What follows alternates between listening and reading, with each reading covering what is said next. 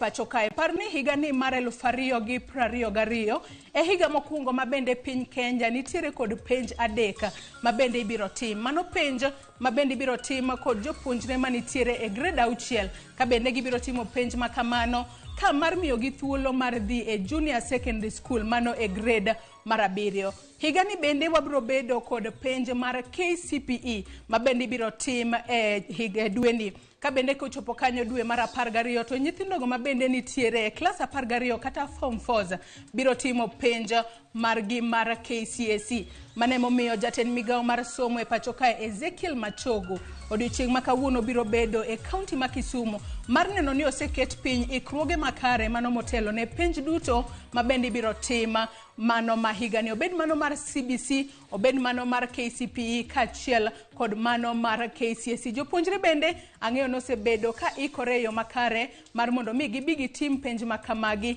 e yo makare maonge kod ng'ikruok mora mora. Ka wawuok e kaonti